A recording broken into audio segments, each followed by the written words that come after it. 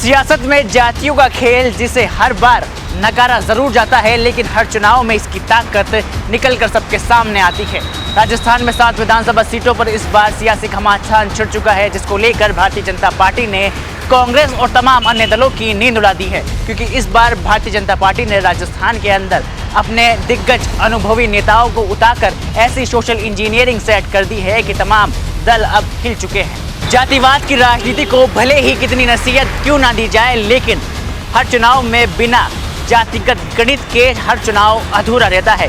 राजस्थान में इस बार भारतीय जनता पार्टी के मंत्रियों को भी बड़ी जिम्मेदारी दी गई और सोशल इंजीनियरिंग के तहत इस बार इन तमाम मंत्रियों को पार्टी के उम्मीदवार को जिताना तो है ही, बल्कि इस बार राजस्थान में जातिगत समीकरणों को भी साधना है।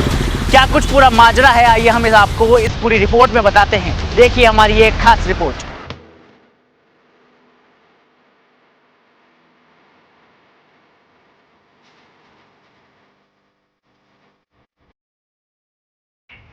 जातीय समीकरण के बिना अधूरी है चुनावी राजनीति।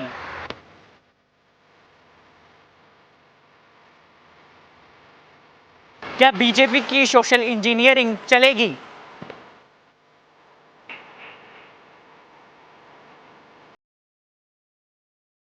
हर सीट पर जातीय संतुलन को साधने की कवायद।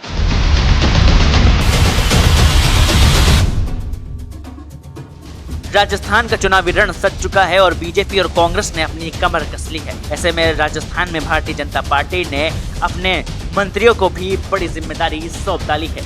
झुंझुनू में बीजेपी की सोशल इंजीनियरिंग का फोकस जाट और माली वोट बैंक है।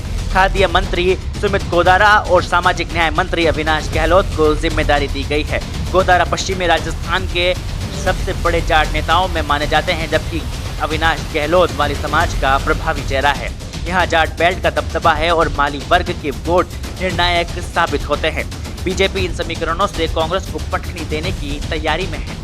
वहीं अगर बात खिंवसर की जाए तो खिंवसर में चुनावी बाजी जाट वोटों पर टिकी है। शेखावाटी के प्रभावी नेता और यूडीएच मंत्री झाबर सिंह खर्रा को हनुमान बेनीवाल के कड़ में सेंध लगाने की जिम्मेदारी सौंप दी गई है। वहीं जल संसाधन मंत्री सुरेश रावत भी इस सीट पर तैनात किए गए हैं। खिंवसर में चुनावी बाजी जाट वोटों पर टिकी होती है। शेखावाटी के प्रभावी नेता और यूडीएच मंत्री झाबर सिंह खर्रा को हनुमान बेनीवाल के गढ़ में सेंध लगाने की जिम्मेदारी सौंपी गई है। वहीं जल संसाधन मंत्री सुरेश रावत भी इस सीट पर तैनात किए गए हैं। नागौर से सटे खिंवसर में जाटों का समर्थन पाना बीजेपी के लिए सबसे बड़ी चुनौती इस वक्त माना जा रहा है। वहीं अगर बात दौसा की जाए तो दौसा में बीजेपी की उम्मीद कृषि मंत्री डॉक्टर किरोड़ी लाल मीणा पर टिकी हुई है। अपने छोटे भाई के चुनाव लड़ने से मीणा पर जिम्मेदारी बढ़ गई है, लेकिन चुनौती कांग्रेस के परंपरागत मीणा वोट बैंक को तोड़ने की है। वहीं गृह राज्य मंत्री जवाहर सिंह बेडम को गुर्जर वोटों को साधने का काम सौंपा गया है। पायलट फैक्टर इस क्षेत्र में बीजेपी के लिए सिरदर्द बना हुआ है, क्योंकि दौसा के गुर्जर आमतौर पर पायलट के समर्थन में रहते हैं। रामगढ़ में बीजेपी के सामने जातीय नहीं बल्कि सांप्रदायिक चुनौती है। वहां वन मंत्री संजय शर्मा को सामान्य वर्ग के वोट को एकजुट करने का टास्क मिला गया है। वहीं सहकारिता मंत्री गौतम दत्त को हिंदू वोटों पर फोकस करने की जिम्मेदारी सौंपी गई है। यहाँ का ट्रेंड है कि हिंदू वोट विभाजित होते हैं तो कांग्रेस जीत जाती है और मुस्लिम वोट विभाजित होते हैं तो बीजेपी जीत जाती है। देखना दिलचस्प होगा कि क्या इन मंत्रियों की जिम्मेदारी के चलते क्या अपने ये उम्मीदवार जीत पाते हैं या नहीं। वहीं अगर 84 और सलुम्बर की बात की जाए तो 84 और सलुम्बर में चुनावी मोर्चा पूरी तरह से ट्राइबल वोट पर टिका रहता है। 84 में मंत्री बाबूलाल खराड़ी को आदिवासी वोटों को अब बीजेपी के पक्ष में करने का जिम्मा दिया गया है, तो वहीं पूर्व मंत्री महेंद्रजीत सिंह मालवीय भी कांग्रेस के चुनावी समीकरणों पर इस बार नजर बनाए हुए हैं। वहीं अगर सलुम्बर की बात की जाए तो सलुम्बर में राजस्व मंत्री हेमंत मीणा और पूर्व मंत्री श्रीचंद्र कृपलानी को उतार दिया गया है। मीणा यहाँ आदिवासी वोट को साधने की कोशिश करेंगे, तो वहीं कृपलानी सामान्य वर्ग के वोट बैंक पर अपनी पकड़ बनाए हुए हैं। वहीं अगर बात आखिरी और सबसे ज़्यादा हॉट सीट की जाए तो उसमें है देवली उनियारा। देवली उनियारा सीट पर बिजली और पानी मंत्रालय के 2 बड़े नेता मैदान में हैं। ऊर्जा मंत्री हीरालाल नागर को ओबीसी वोट बैंक को मजबूत करने का जिम्मा सौंपा गया है, जबकि पीएचडी मंत्री कन्हैयालाल चौधरी जाट समुदाय के बड़े दिग्गज नेता माने जाते हैं। ऐसे में जाट समुदाय के वोट को साधने की जिम्मेदारी उन्हें सौंपी गई है।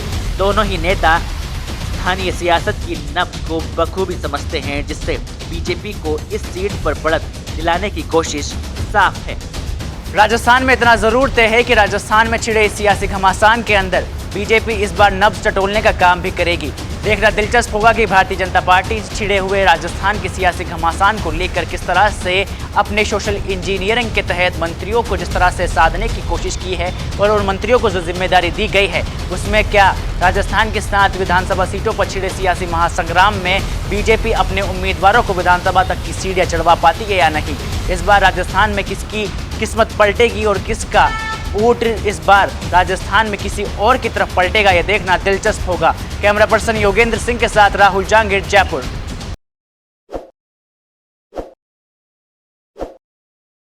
ताज़ा खबरों के लिए विजिट करें द फैक्ट इंडिया की वेबसाइट और डाउनलोड करें द फैक्ट इंडिया ऐप।